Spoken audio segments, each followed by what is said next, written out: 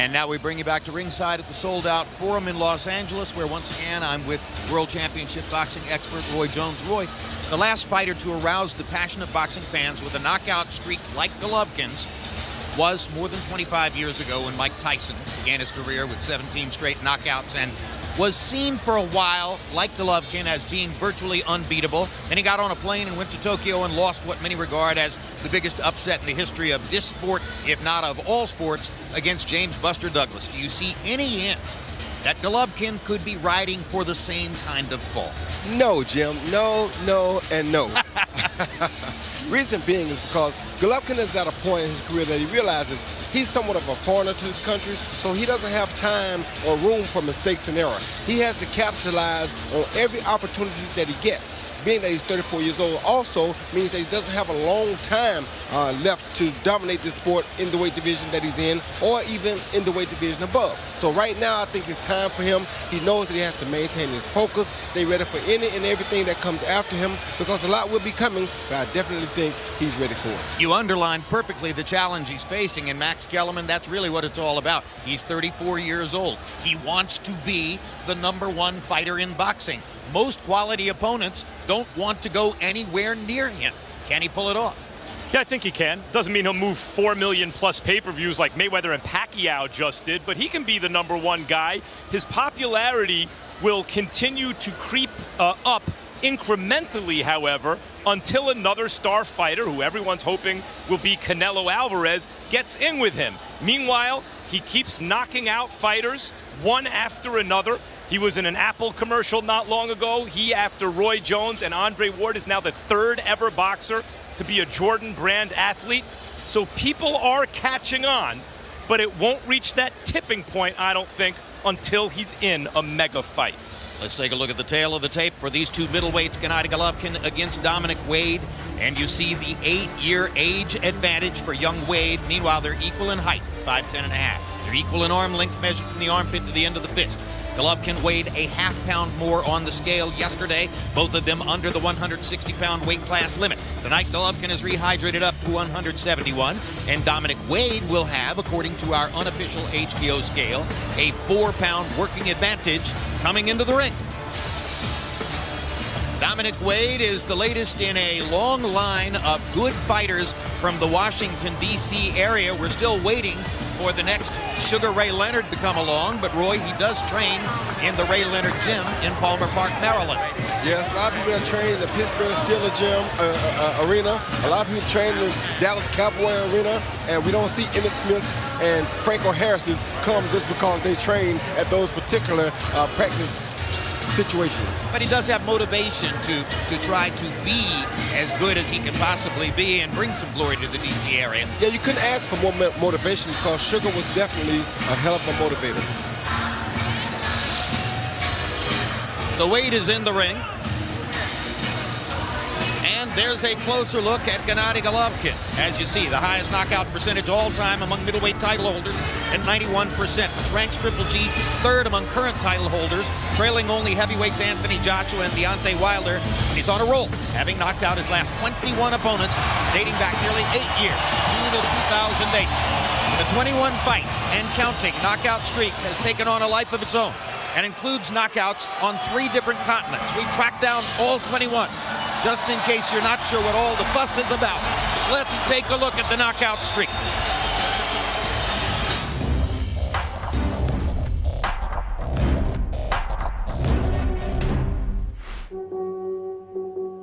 Я думаю, потому что каждый ждет хорошего экшена.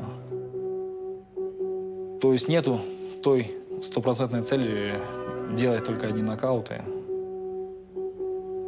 Ну, раз так получается, я этому рад.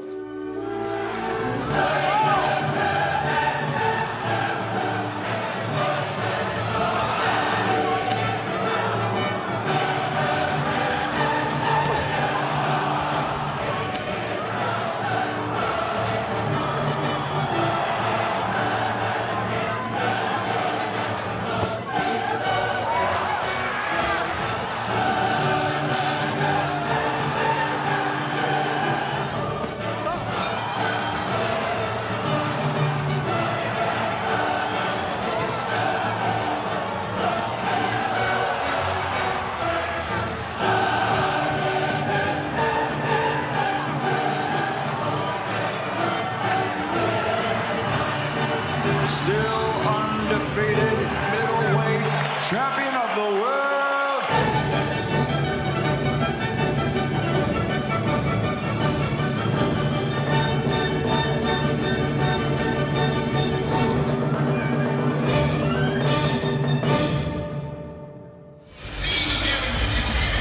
So the legend grows, and now the closest thing that Головкин can experience to a hometown entrance. He'll never see a crowd like this in Karaganda, Kazakhstan, but now that he lives in nearby Santa Monica, this is home, and they're ready. And Roy Jones, those knockouts come from every angle and from all kinds of punches, but opponents seem to agree. If there's any one thing you want to avoid, it is the left hook. Yeah, it's the left hook, but I think it's the left hand, period. I see him land hooks on the top of the head, hooks to the body, uppercuts, hooks from unorthodox angles. Any hook he hits you with seems to cause traumatic damage right away. He also seems to be able to improvise knockouts on the fly, Max. Yeah, he hits guys from angles you're not used to seeing. Seems to make them up as he goes. But I'll tell you what about the right hand, Jim. Daniel Geale and Martin Murray and others might tell you that that right hand is no cupcake either, head or body. Just in front of him, trainer Abel Sanchez. The story now well known. 6 years ago, Sanchez got a cell phone call from managers from Eastern Europe whom he didn't know, and they said, "Can we bring our fighter to meet you?" He had no idea who the fighter was. He had a meeting with Головкин, spoke to him, said, okay, the guy's serious, that's interesting. That night, he went on the web and discovered, 350 amateur fights, 345 wins, Olympic silver medal. This is very interesting. And since that time, they've developed one of the most noteworthy marriages of trainer and fighter in the sport. And it's a good marriage, partially, Roy, because Abel Sanchez is an aggressive, knockout-loving trainer. Yeah, he's that kind of trainer. He's very suitable for a guy like Gennady because Gennady is a seek and destroy type fighter. And this is good for Abel because, to me, this is the best guys that he can produce or he can work with. And Chocolatito Gonzalez is talking about going to train with Головкин before his next fight because he realizes that people who go up to Big Bear to be in that environment are forced to do their best. And maybe the best advertisement for what Abel's done with Triple G are the fights Triple G hasn't been able to land yet. A fighter like Triple G, you have to think of him almost like a great cornerback in football, a Deion Sanders. It's not so much the interceptions, it's the fact that no one wants to throw to that side of the field. No one wants to throw to Triple G's side of the field.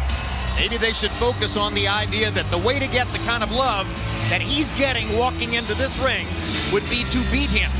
As long as nobody wants to take the bait and beat him, this kind of love seems as though it will continue to grow. He built up the anticipation, and so far, at least 21 straight times, he's delivered the ending that people want to see. Canelo Alvarez owns the lineal middleweight champion. Gennady Головкин is the consensus middleweight champion because fans know what they see. He's the best 160-pound fighter in the world.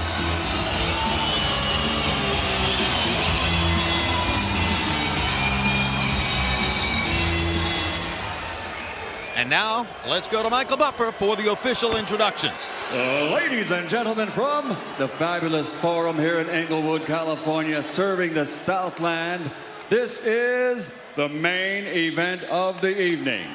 12 rounds of boxing for the middleweight championship of the world. And it's all brought to you by K2 Promotions and Triple G Promotions in association with TGB Promotions. Sponsored by Expo 2017, BI Group, Tesla Bank, and Tecate Con Carácter. Sanctioned by the California State Athletic Commission, Chairman John Frierson, Executive Officer Andy Foster, WBA President Gilberto Jesus Mendoza, IBF President Darrell Peoples, IBO President Ed Levine, and representing the WBC for its interim title, President Mauricio Suleiman. At ringside, the three judges scoring, Adelaide Bird, Steve Morrow, and Pat Russell. And inside the ring, in charge of the action at the bell, World Championship veteran referee Jack Reese. And now, the officials are ready. The fighters are in the ring and they are ready. LA, are you ready? For the thousands in attendance and the millions watching around the world, ladies and gentlemen, let's get ready to rumble!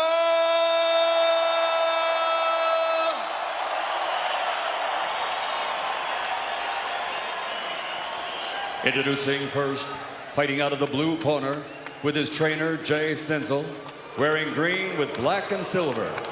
Official weight, 159 1/2 pounds. A perfect professional record consisting of 18 fights, 18 victories, including 12 wins by knockout and 7 of his last 11 victories by KO.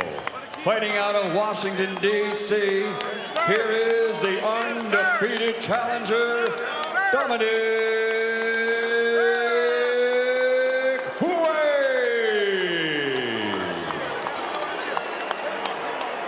And across the ring, fighting out of the red corner with his trainer, Abel Sanchez, wearing blue with white, officially weighing in at 159 pounds. As a professional, 34 fights, 34 victories, including 31 knockouts, 21 consecutive knockouts, 16 straight KOs and world title fights from Karaganda, Kazakhstan, the reigning, defending, universally recognized, 160-pound, undisputed, undefeated middleweight champion of the world, Dame Gospoda, Gennady, Gennadievich, Головкин, Triple G.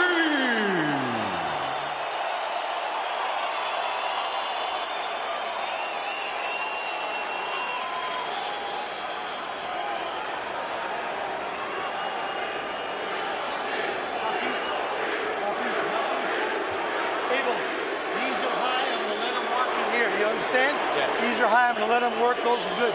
I gave you both instructions. Just want to remind you, listen and obey my commands at all times. Protect yourself at all times. Fight hard, fight clean. Good luck. Football has made its way into some of our conversations so far tonight, but this reminds me of the first round of the NBA playoffs. You don't think that the top teams are in jeopardy, but you can't help it that Steph Curry isn't facing Kawhi Leonard yet. This is what you got. And so it becomes watching the performance of the best in the business. And Wade plan for scoring the upset is that he boxes Головкин. He says he doesn't have any idea how good a boxer I am, and that he eventually lands a big right hand and upsets the Triple G apple cart. So we'll see whether that can happen. They're both listed at 5'10.5", but as they get into the ring, Wade looks like the taller fighter.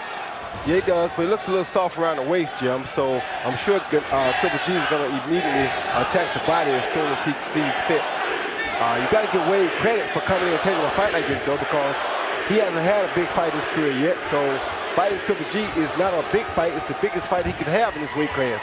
And he's doing a good job of attacking right away here off of Triple G's punches. 10 months ago, Wade struggled to get by 41-year-old Australian veteran Sam Solomon. You just saw Головкин land a left hook to the body. It's one of his more effective shots. Logic says if you struggle with Sam Solomon, who does not have any power, you may be in truly deep against Gennady Головкин. But of course, styles make fights, and those are two entirely different stylistic enterprises. Yeah, they are, but you're in deep fighting Triple G anyway. The only problem I see here for a person like Dominic is that he's not really quick enough to surprise Triple G. If you're not quick enough to bring him a surprise, it's a good body shot though. If you're not quick enough to bring him a real surprise, then it's going to be really tough for you to upset him. Головкин didn't seem to believe he needed to know much specific about Wade. Acknowledged that he only looked at a few minutes of tape. Relies on Abel Sanchez to provide whatever scouting report he thinks is necessary going into the fight. Головкин says that the jab fest against David Lemieux in his last fight, when he threw nearly 50 jabs in round one and instantly made it a tactical fight rather than the war a lot of people expected, he says that was a decision that was made on the fly. It was not something they planned in advance. He just walked in round one, started landing jabs, and thought, I'll stick with this. Yeah, good fighters come in and see what worked in that first round, Jim, and whatever works is what they take. I mean, if you're smart, you take what the opponent gives you. Dominic Wade a nice young fighter in his prime, undefeated. He can handle himself, but so far he hasn't shown Triple G anything to worry about. No, he doesn't have enough power to really cause him any concern, and that's not good for him.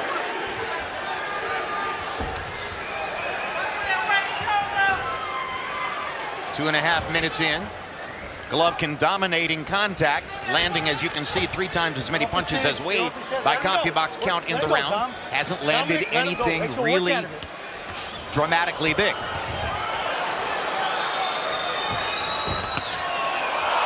he does. That was big enough. Yes, it was. Big enough to end the fight, as a matter of fact. Are you okay? Not enough time in this round. Walk to me. Give me your Hello, gloves. Max. So one knockdown on a right hand over the top, but Wade makes it out of round one.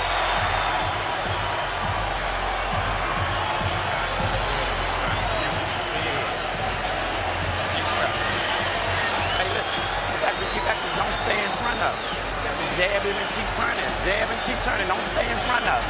All right? Beautiful work, though. And Don, slam the right hand down the middle. No reaching. You good? You learn another sip? Pretty loud in here, so tell me when you talk to me, talk pretty loud, okay? It's loud. All right, now. Stay on that jab, double jab. And He can see Triple G in close, but Dominic was trying to hold him, and this is why he tried to hold him, because he didn't want to catch his overhand right to the back of the head. That shot causes all types of damage. You can't really see it coming. Hits your neck in a very unorthodox way that causes you to just lose equilibrium, and down he goes. That's the second time in Wade's career that he's been down. Both knockdowns occurred in the first round. We'll see if he can get his bearings. Last time it happened, he got his bearings and came back and won the fight. Shot behind the ear like that is a quasi-rabbit punch, but the way Dominic Wade was turning away, he's presenting that as the target. Головкin seemed to hurt him with another right hand, but this time Wade stayed up. Yeah, he hurt him again with that same right hand, Jim. And now he knows it's just a matter of time before he catches him and finishes it.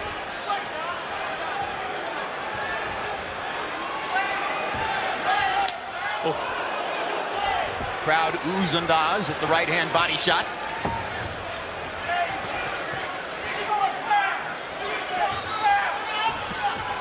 Good body shot by Triple G.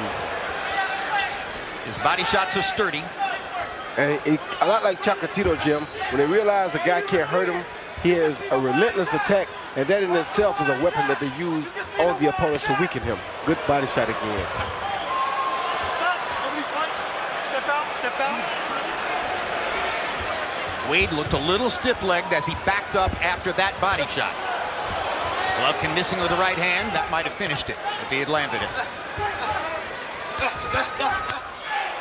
And now Gennady seems to go into that thing, Roy, where... This is the Willie Monroe thing. Yeah, he kind of lets the guy hit him a little bit. Show him that he can't hurt him, and that he disregards anything to do with punching power when it comes to the opponent. Got to be careful doing that sort of thing, though, because a 160-pound fighter who can crack a little bit is dangerous. Yeah, but he's already felt the power of this guy, Dominic Wade, and he's not no kind of way intimidated by his punching power. Or one thing we saw against Lemieux, Головkin has tremendous belief in his chin. Yes, he knows he's going to get painted every once in a while because he's a pressure fighter. And down goes Wade for the second time. I don't think he'll make it back out. Again on the right hand. Doesn't look eager to get up. Nope. 8, 9. Do you want to continue? Look at me. Do you want to continue? Yes? No, this fight is Say it over. again. Say it again. Give me gloves. You better protect yourself. Relax. You'd better protect yourself. I know that he can. Good hook, Some of his best shots now, Roy. Yeah, that's a good hook that he throws. It was the Головkin left hand, and now it's the right hand. Same punch. And let's see if Jack Reese is even going to consider allowing 6, Wade to continue 7. after the third 8, knockdown of the fight. 9, 10. And that's it. Less than 2 rounds, a series of right hands, and that was the first knockdown was a left hand. The right hand actually hit his shoulder, I believe. It was the left that did the damage, but we'll see on replay. The right hand finished it, but I think Uэйд was already a finished fighter when he got up. It's not just that Головкин knocks people out. So do number 1 and number 2 now reverse? Well, you could argue, but it's the way he knocks people out. These iconic knockouts, these indelible images of violence. He's amazing.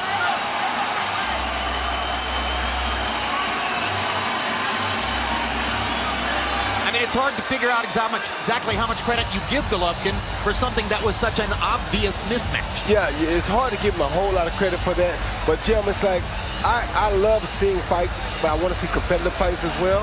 And I know that there's a guy, and I'm not trying to be a promoter, but there's a guy by the name of Morgan Fitch down in the Pittsburgh area that would definitely be a good fight for Gennady Головkin. Nobody knows Morgan. Well, they need to find out who he is because he needs competition on our network so that we can enjoy him even more. Hey, listen, if there's somebody good who's willing to get in with him, let's find out who he is, because there's a lot of expectation at this point that the Canelo-Alvarez fight, if it's going to happen, won't happen until next May, not this September. And some very credible people in the sport, like Teddy Atlas, say very openly that Canelo is never going to fight Gennady Головkin. And I agree, but when you got an opportunity to fight, well, let's look at this first. Here you see the first knockdown, a jab on the chin, as Max talked about, a left uppercut, then followed by an overhand right to the shoulder. And the shoulder punch took him down, but like Max said, the damage was done from the left hand first. The jab right there, the left uppercut right here, boom, that hurt him, and then the shoulder shot just pushed him down because the hook to the head and the jab to the head did the real damage.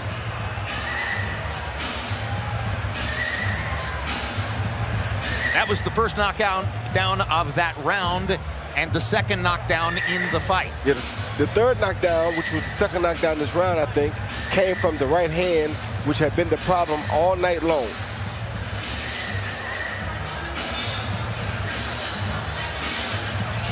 Well, we know that the third knockdown was on a right hand. I believe that the third knockdown was a right to the chin. Yeah, I think to the jaw. And I'm in agreement that Canelo wouldn't want to fight him because why would he fight a bigger man when he could fight somebody like Pacquiao, who Roach talked about him fighting, who's a smaller man and make way more money for the less riskier fight.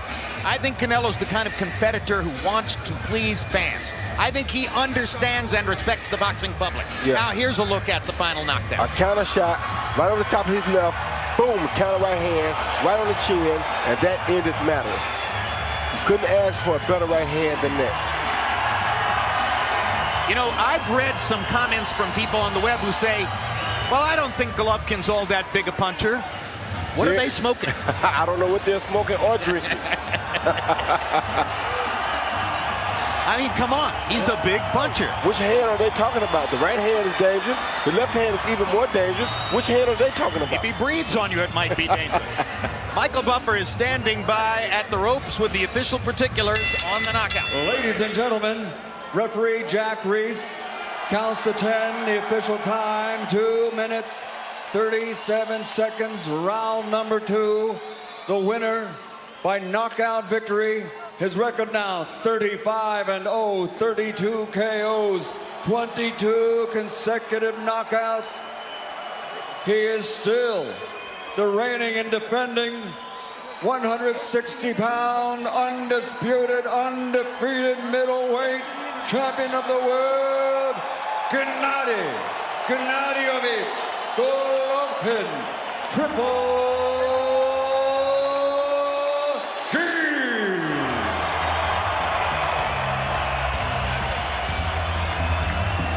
Final copy of box numbers. Головkin lands 32 punches more, throws 58 punches more, lands at a 41% connect percentage.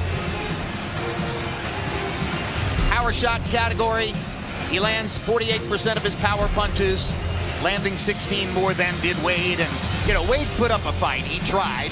He threw punches. He didn't just hide in there. but it was obvious early on that he didn't have any kind of power to keep Головкин off of him, so Gennady simply walked forward, took whatever it was that Wade threw, and waited to land his own shots. Yes, he did, and that's how strong Gennady is. He's that type of a fighter that immediately once he realizes that you can't really hurt him, he's on you, and there's nothing you can do to get him off. He does 2,100 crunches per day in training. You're not going to hurt him to the body. Nope, not at all. That's an iron wall. Max Kellerman stands by with Triple G. Congratulations, Gennady. That's 22 knockouts in a row. How do you evaluate what you just did? Max, can you please give me a chance? Just first of all, muchas gracias, my fans from California. Thank you very much. Thank you very much, my friend. Thank you. And Kazakhstan, of course. Rahmet sizge. You know, I feel it's great, Max. You know, thanks my team. Thanks my people. You know, this big gift, big present for my fans. Top 5 middleweights don't seem to give you much competition. Top 10 middleweights seem to offer almost no resistance at all. What do you do next if you can't get Canelo Alvarez right away? Max, I'm still champion. Just, of course, I need big name or big fight. Today, not easy work, just present my fans. You know, I'm ready, I'm staying here. Just, I'm ready to fight anybody. I noticed you did in the second round today what you seemed to do against other fighters in the past when you were having your way with them. You kind of drop your hands and take some punches in the face. Do you do that intentionally, and why? Yeah, this is not special. This is, you know, I feel after first round, it's nothing. It's a very close fight. Just maybe, it's my play. This is my game. You're playing a game. Is that to give the fans a show? Of course, everybody come and just watch my fight. Is that to make other fighters brave to think they can hit you so they will fight you? You know, Max, today I give chance, maybe 1% chance for next fighter. Just, this is possible, just I'm stay here. Do you have anything you want to say to Canelo Alvarez, who has a fight with Amir Khan coming up in a couple of weeks? It doesn't matter who wins, just give me my belt. Hey, I need my belt. I'm ready, guys. Thank you, Gennady. We'll see you again real soon. Jim? So the knockout parade continues for Triple G as he continues to build amazing mystique. One of the fights that people are talking about, Roy Jones, given what appears to be the waiting game for Canelo, is the possibility of Gilberto Ramirez, who just won a title belt at 168 pounds, who is 4 inches taller than Gennady Головкин, who's a southpaw. Would that be a more interesting challenge than the kinds of things we've been seeing? It would be more interesting than the challenge was tonight for sure, but it's not going to be much more interesting, I don't think, yet, because that guy does not have a lot of experience either. So for him to step in and take Triple G right now would be almost unfair to him because he's going in against pound for pound one of the best fighters of all time in the middleweight division, and he hasn't had the opportunity to grow himself as a champion. So I think it's unfair to stick him in front of Triple G right now. Give him some more opportunities to develop himself, to develop his skill, then bring him to Triple G, because Triple G ain't going nowhere. He'll be right there waiting. So let this guy develop, then bring him to Triple G. Let me play devil's advocate with that just for a second. Why is experience so important? It's not as if Triple G looks like he's a puzzle. There's nothing subtle there. He's walking forward to land big shots against you. Wouldn't Ramirez have a chance? No, he would not, because he has to learn how to avoid that situation for 12 rounds. That's what experience does. Avoid it for 1 or 2 rounds is okay, but 12 rounds. You saw Chocolatito tonight. The guy was able to do well for 2 or 3 rounds. After that 3rd round, Chocolatito turned that warm level up to hot.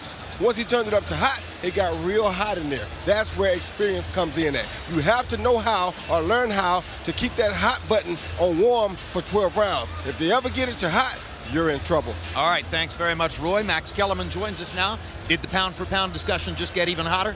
Triple G still hasn't fought anyone. That's the problem. And it's going to be tough for him to get to #1 not having fought anyone. But speaking of knockout artists who for a while didn't really have great competition and yet created enormous excitement, guys, when was the last time a fighter, a champion, so consistently delivered this kind of violence and these kind of knockouts fight after fight after fight? Go ahead, say it. The answer is Mike Tyson. And Triple G is providing fans with that kind of excitement and generating that kind of buzz. He's not a heavyweight. He wasn't born in this country. He hasn't been exposed on television here as long as Tyson was, but that's basically what he's doing. And unlike Mike, at the same point in his career, Triple G seems to have his head screwed on straight. The sky is the limit. And by the way, just like with Tyson, this crowd is not at all upset that it was not competitive. They saw what they came to see, right? Because it ended in a knockout. He gave them the and like Mike Tyson, it was not stop on cuts, not the referee stopping it. Guys are flying backwards from the kind of punches you expect to see in a comic book, not in a ring. He knocked a guy down tonight, hitting him on the shoulder. You just don't see it. Another extraordinary performance on what has already been an amazing journey for Triple G. Gennady Genevievich Golovkin, how can he get any better? We wait to see when he fights somebody who can bring out the absolute best. Meanwhile, thanks very much for being with us. Let's look ahead to upcoming programming on HBO. Lots of HBO sports programming coming your way in the weeks ahead. Headlined by the big pay-per-view showdown 2 weeks from tonight when Canelo Alvarez takes on Amir Khan. And the June 4 matchup between Francisco Vargas and Orlando Salido, which has high-action drama written all over it. For a full rundown of the upcoming sports calendar and much more, log on to HBO.com. So now for our entire crew, thanks for being with us for this edition of World Championship Boxing.